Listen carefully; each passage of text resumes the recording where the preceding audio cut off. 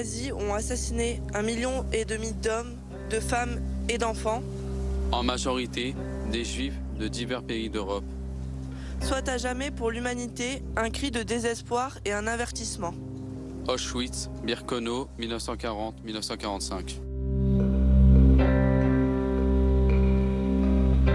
La Shoah, son horreur, son implacable méthode et ses visages.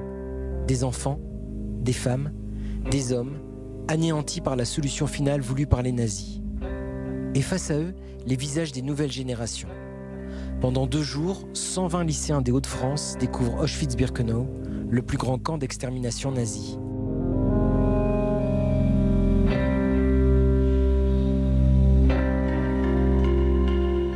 J'aimerais bien garder une trace, m'en souvenir le plus longtemps possible parce que c'est un sujet hyper important. Ça nous met dans une dimension terrible et horrifique. Forcément, on se rendait pas compte et que c'est fort, c'est quelque chose de fort et c'est quelque chose d'horrible.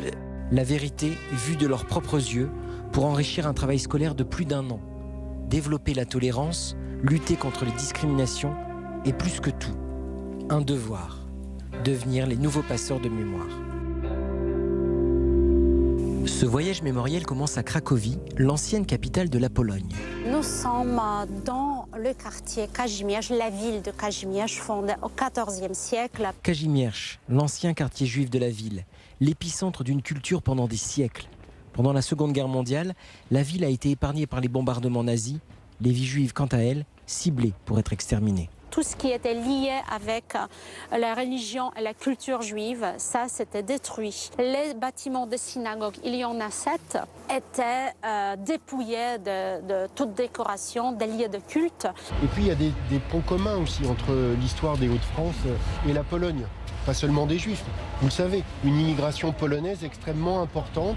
Et parmi ceux-là aussi, des Juifs, des familles juives qui vont être aussi les victimes des rafles dans le bassin minier et à Lille. Donc vous voyez, il y a une continuité historique qui donne plein de sens, une justification à notre venue ici à Cracovie pour prendre la mesure de ces différents ponts historiques et humains.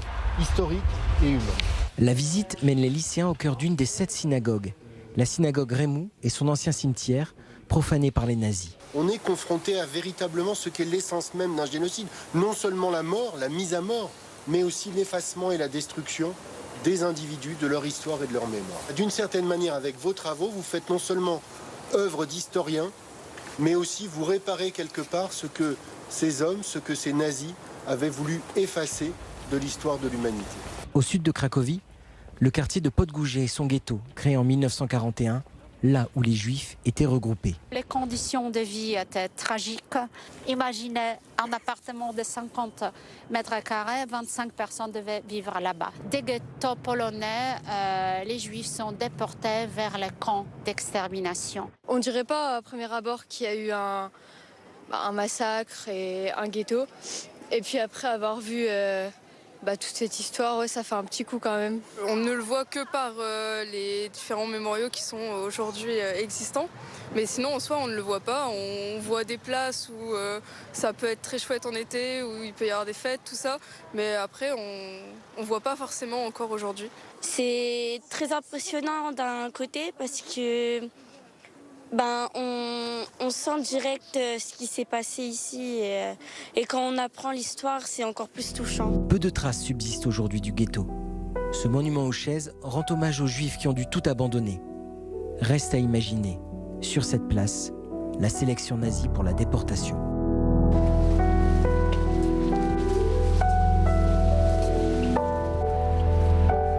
Le plus connu des camps, celui d'Auschwitz, à 1h30 de quart de Cracovie.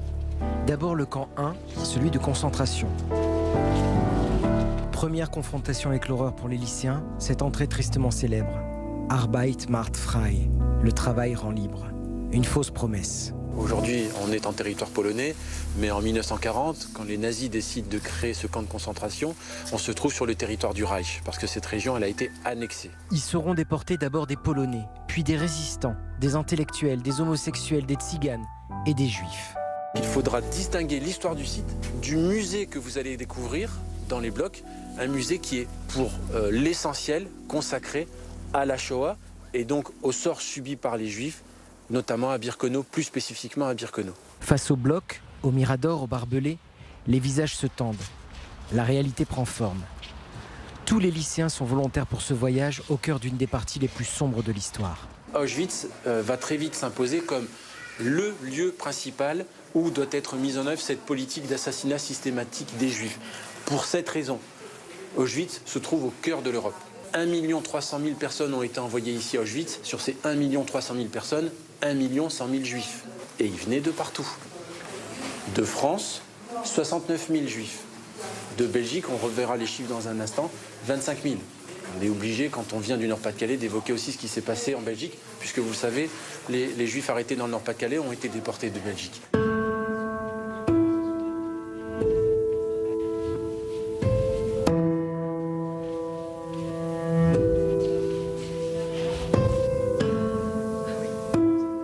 Aujourd'hui, chaque bloc sert de musée. Sur les murs, des photographies retracent les déportations, les vies arrachées à leur foyer, la terrible sélection nazie, le chemin vers la mort.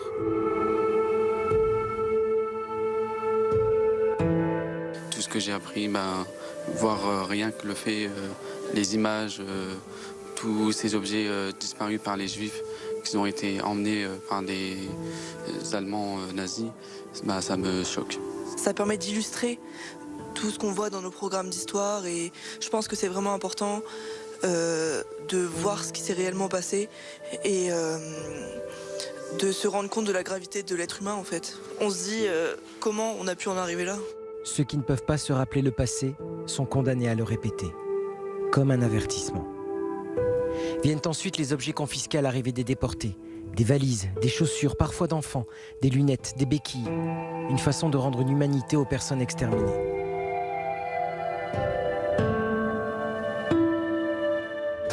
Les chaussures, ça nous montre le nombre des gens qui étaient exterminés.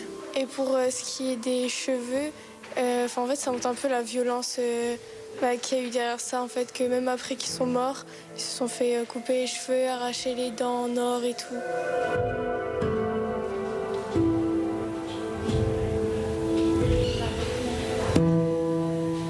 Le rapport à l'horreur s'intensifie. Ces lycéens mettent des visages sur les victimes de la solution finale. Sous ces portraits, la date d'arrivée à Auschwitz et la date de mise à mort, en majorité un temps très court. Je pense qu'ils sont assez impressionnés par ce qu'ils voient aujourd'hui. Et à la fois, je pense qu'ils se faisaient des idées et ils sont un peu chamboulés. Ils posent beaucoup de questions et ça, c'est quand même assez... c'est plutôt bon signe. Et je pense que la muséographie elle fait bien son travail, c'est-à-dire qu'on voit des traces avant, des choses très concrètes, des valises, des souliers, des cheveux. Là, on a des visages, on a des regards, et des regards qui parfois en disent très long sur le vécu des gens, sur ce qu'ils peuvent ressentir à ce moment-là. C'est un cliché qui est vraiment des clichés qui sont vraiment glaçants. Seulement 80 ans séparent ces adolescents de la Shoah. Au cœur du camp, un bloc est dédié à la déportation française. Chaque convoi inscrit, chaque déporté recensé et chaque mort additionnée. Le nombre de déportés et le nombre de personnes gazées à la RD est identique. C'est-à-dire qu'en fait, en fonction des convois, le nombre de personnes qui étaient sélectionnées pouvait varier en fonction des besoins de main-d'œuvre des nazis. Pour certains convois, c'était la quasi-totalité qui était immédiatement exterminée. Certains noms de déportés français à Auschwitz sont connus, comme Simone Veil. Pour beaucoup, des anonymes, ou presque. Ces adolescents travaillent sur les déportés de la métropole lilloise, du bassin minier, du Boulonnais. Non, on a une liste de 54 déportés qui sont partis de Boulogne-sur-Mer et on essaie de les tracer et du coup on cherche des photos parce qu'il y en a qu'on n'a pas retrouvées. Car l'histoire de la région s'écrit aussi parmi ces blocs. De toutes les rafles présentées, celle du 11 septembre 1942, la plus importante du Nord-Pas-de-Calais. On estime à environ 600 le nombre de personnes qui ont été arrêtées, mais je vous rappelle que certains d'entre eux parviennent à sortir de la gare, soit par leurs propres moyens ou avec l'aide des cheminots. Et donc, au total, ce sont 513 juifs arrêtés alors, à Lille pour environ 150 d'entre eux, dans le bassin lensois pour un peu plus de 300, puis ensuite à peu près une soixantaine dans le Valenciennois et une quinzaine dans le Louaisie. Parmi les personnes qui ont été arrêtées, vous avez par exemple Fanny Baran, dont peut-être certains d'entre vous ont entendu parler. Fanny Baran, qui avait été arrêtée avec ses 2 enfants à son domicile lillois, emmenée sur le quai de l'île Fives. Et sur le quai, elle va confier son fils aîné à sa nourrice, qui elle n'était pas juive et qui va réussir à sortir de la gare avec le fils aîné. Et son petit bébé, qui n'était alors âgé que de quelques mois, elle va le confier à des infirmières de la clinique qui se trouve à proximité de la gare. Et ces infirmières, elles vont cacher le petit Michel dans un sac à dos, profiter du bruit provoqué par une locomotive qui était en train de manœuvrer à l'intérieur de la gare pour sortir cet enfant et le cacher dans la clinique jusqu'à la fin de la guerre. Fanny, elle, en confiant ses enfants, elle désobéit. Elle a été arrêtée avec ses enfants, elle est censée monter à bord du train avec ses enfants. En les confiant à la nourrice et à ses infirmières, elle résiste. La nuit tombée, la visite du camp de concentration s'achève avec la découverte d'une chambre à gaz. La seule, encore debout sur Auschwitz. Juste à côté, les fours crématoires qui servaient à brûler les corps des déportés. La bascule vers l'extermination.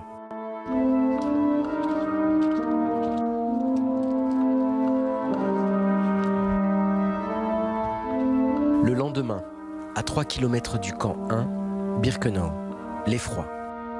La visite débute par la Judenrampe. On voit cette ligne de chemin de fer, cette voie ferrée, et puis ce wagon à bestiaux.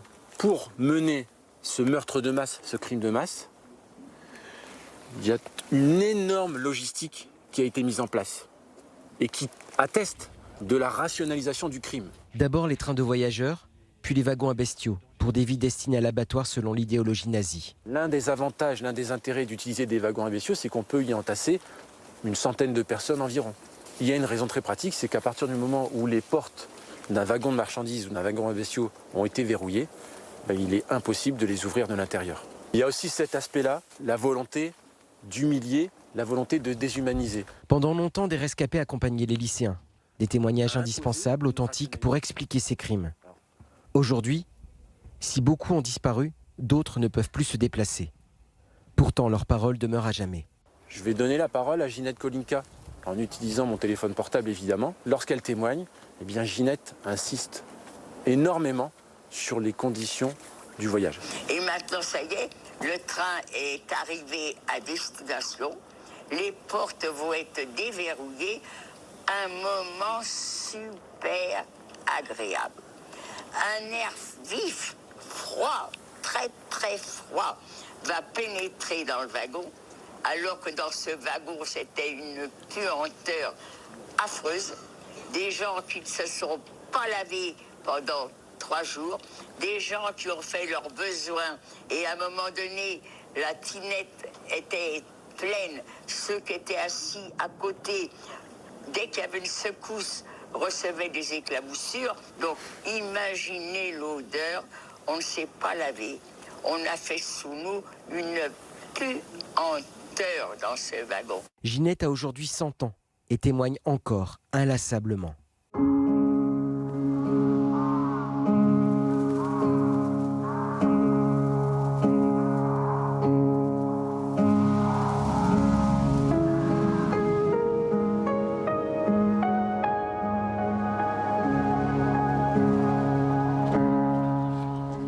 Des centaines de milliers de juifs ont été déportés ici. La sélection se faisait sur ce quai. Le convoi s'est immobilisé en pleine nuit, avant même l'ouverture des portes. Nous avons été assaillis par les cris des SS et les aboiements des chiens. Puis les projecteurs aveuglants, la rampe de débarquement, la scène avait un caractère irréel. On nous arrachait à l'horreur du voyage pour nous précipiter en plein cauchemar. Nous étions au terme du périple, le camp d'Auschwitz-Birkenau. Et la majorité, 900 000 personnes, a été tuée, gazée dès leur arrivée. Cette usine de la mort s'étendait sur 175 hectares. Des baraquements, des latrines existent encore. Ça m'affecte beaucoup en regardant tout ça. On peut voir des bâtiments qui étaient là il y a un moment maintenant et qui a montré cette erreur humaine. Personnellement, je suis très affectée par cela parce que je ressens énormément de tristesse, ça me donne des petits frissons et une boule au ventre dès que je suis ici, donc voilà. Alors ici on est dans un baraquement en bois, donc c'est ceux où les juifs dormaient pendant leur camp, pendant les camps pardon. Et c'est très impressionnant le système de chauffage ou même les lits. Et même par rapport aux besoins, tout ça, c'était très sale. C'est assez impressionnant. On te voit prendre beaucoup de notes. Le but pour toi, c'est quoi en fait? C'est de garder aussi une trace? Ouais, j'aimerais bien garder une trace, m'en souvenir le plus longtemps possible parce que c'est un sujet hyper important. Ça marque l'histoire. Jusqu'à 700 personnes pouvaient vivre entassées sur ces lits superposés. En janvier 1945, le camp est libéré par l'armée rouge. Cependant, elle ne trouve que peu de traces des chambres à gaz. Nous sommes à côté de la chambre à gaz numéro 3 qui a été détruite par les nazis pour effacer les preuves à la fin de la Seconde Guerre mondiale. Donc on voit bien la structure. Même s'il a été détruit, on comprend l'histoire à travers ces ruines. Je dis que tout ça, c'est à cause de la haine. C'est des lâches aussi. Ils faisaient ça à côté de la guerre. Donc je suis en colère aussi à cause de ces hommes. La plupart refusèrent d'exécuter cet ordre et soudain, ce fut comme un chœur. Ils commencèrent tous à chanter. Le chant emplit les vestiaires entiers. L'hymne national tchèque, puis la Hatikva entière. Elle nous expliquait que, arrivé ici, on enlevait les vêtements et les victimes devaient retenir leur numéro pensant qu'ils devraient prendre juste une douche. Et malheureusement, ce n'est pas le cas. Ils ont fini par être exécutés par les SS, les Allemands, les nazis. On entend encore leurs esprits chanter l'hymne national tchèque. À l'apogée de ces opérations d'extermination, les SS pouvaient gazer jusqu'à 6000 personnes par jour. Des chiffres glaçants pour les lycéens. Puis face aux ruines des chambres 4 et 5, la réalité devant leurs yeux, bien plus difficile à assimiler que dans les livres. On pense souvent que la plupart des Juifs ils étaient éliminés dans les chambres à gaz, mais on a vu que souvent c'était directement à l'arrivée du camp qu'ils étaient fusillés. Et par exemple, moi je pensais pas que c'était autant horrible, qu'ils avaient des conditions. Je savais qu'ils avaient des conditions horribles, mais je pensais pas à ce point-là. Ça leur permet déjà de visualiser les choses et puis de réinsérer le travail qu'ils ont pu faire, en fait, par rapport au parcours individuel de ces Juifs de Lens qui ont été déportés, de les réinsérer, si tu veux, dans cette logique génocidaire. Notre objectif, c'est que ils témoignent eux-mêmes de ce qu'ils ont pu voir, qu'ils présentent ces parcours individuels à leurs camarades au sein du lycée. Et c'est dans ce sens-là, en fait, qu'on veut aussi, ils seront en quelque sorte des passeurs de mémoire, effectivement. Dernier baraquement visité, celui où les déportés étaient tatoués avec leur matricule. Ils ne sont plus des humains, mais des chiffres. Aujourd'hui, le site est réaménagé avec le visage de victimes. Des portraits de couples, d'enfants, des clichés de leur vie avant l'horreur. Le moyen de ramener l'humanité au centre de ce massacre.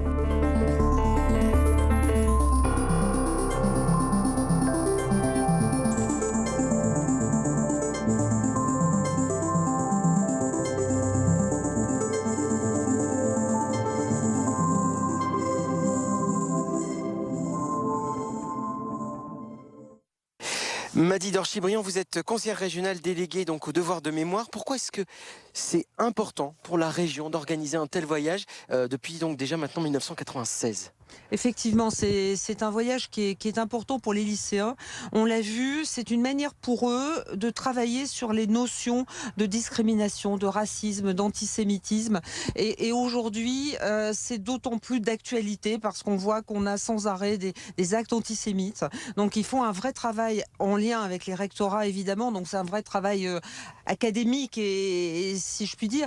Mais donc ils travaillent en première pour partir en terminale. Mais on voit, moi, la première fois que j'ai fait ce voyage, il y a un lycéen qui est venu me voir et qui m'a dit « Madame, on est légitime maintenant pour réagir contre toutes les formes de discrimination ». Et j'ai dit là, on a vraiment atteint le but, parce que il faut aussi qu'ils comprennent ce qui s'est passé ici, parce que c'est une horreur, quoi. Je veux dire, on ne peut réaliser ce qu'il s'est passé qu'en étant sur les lieux. On l'a vu aujourd'hui. Je parlais tout à l'heure du silence, mais c'est un silence qui est pesant. On sent toutes ces personnes qui ont été exterminés, qui n'ont pas vécu que quelques secondes ici. Ils sont partis directement vers les chambres à gaz et les fours crématoires. Mais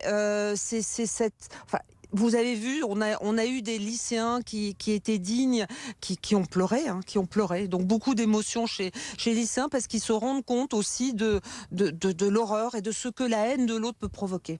Je me tourne justement, vous parliez donc de ceux qui vous accompagnent, le mémorial de la Shoah, Académie d'Amiens, Académie de Lille. Je me tourne vers Stéphane Henry. Vous êtes donc inspecteur d'académie, vous êtes également référent mémoire et citoyenneté de l'Académie de Lille. Madi Dorchi disait les lycéens qui pleurent, qui se rendent compte. Comment est-ce qu'ils se préparent avec leurs professeurs à ce moment ? Alors l'émotion est importante, mais en même temps, les élèves ont besoin de connaissances, de savoir pour comprendre ce qui s'est réellement passé. Et donc, l'encadrement pédagogique des professeurs est essentiel.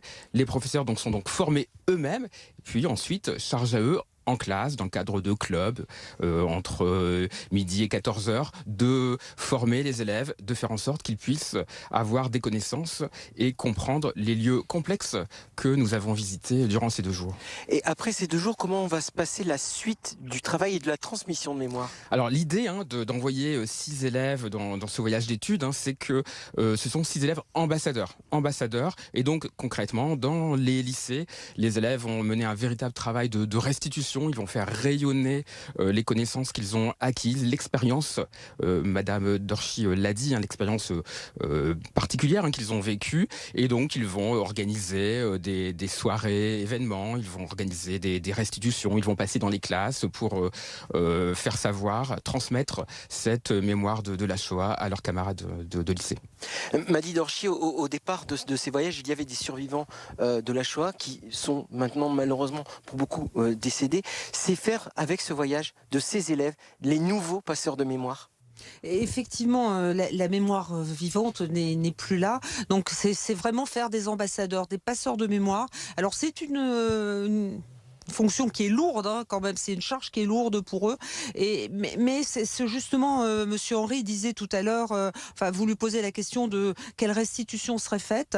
Nous organisons aussi à la région une grande restitution parce que l'objectif, c'est effectivement que ces jeunes-là qui sont venus parlent à leurs camarades, parlent à leur famille, parlent à d'autres établissements pour qu'on puisse, effectivement, on en touche que 120 pour aussi des questions de budget, mais l'idée c'est d'en toucher le plus possible et ils se sentent vraiment investis d'une mission. On a fait l'année dernière une grande restitution à l'hôtel de région à Lille et ils ont fait un travail qui était extraordinaire avec des panneaux, des films. Certains ont voulu faire des restitutions à travers des concerts. Ils choisissent leur forme de restitution. Ça aussi c'est important parce que je me dis moi toutes les restitutions et parler de la mémoire a toutes les grilles de lecture. Donc quelqu'un peut parler de la mémoire à travers la musique, à travers de l'art, et c'est ce qu'ils font à travers la grande restitution qu'ils font, parce qu'ils veulent toucher vraiment le maximum de leurs camarades, de leur famille. C'est vraiment l'objectif. Je vous remercie énormément tous les deux et on le sent énormément, cette émotion ici à Auschwitz-Birkenau. Ces lycéens rejoignent désormais plus de 2000 autres élèves nordistes qui ont arpenté ce lieu, symbole de l'idéologie nazie. Toutes les filières scolaires y sont représentées, avec une équité entre les rectorats de Lille et d'Amiens. 120 nouveaux témoins, bouleversés immédiatement par ce voyage. Comment assurer la continuité de la transmission de la mémoire? Nous savons que nous sommes les dernières générations qui aura la chance d'échanger avec les derniers rescapés de la Shoah. Et donc comment assurer le fait que cette transmission marquera toujours autant? La question c'était, vous nous avez dit que c'était important de parler.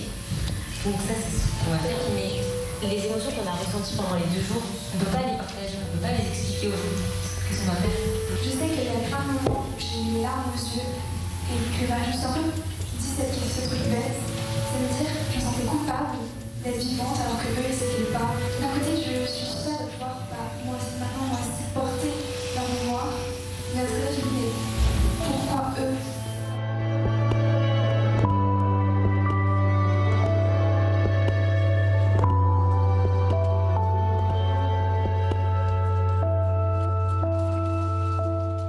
Cette rencontre avec l'histoire se conclut par une cérémonie hommage. 20 roses, une par établissement présent, déposées sur la stèle en l'honneur des victimes de la Shoah. 120 lycéens marqués à tout jamais par ces 2 jours, ils sont désormais les nouveaux passeurs de cette mémoire.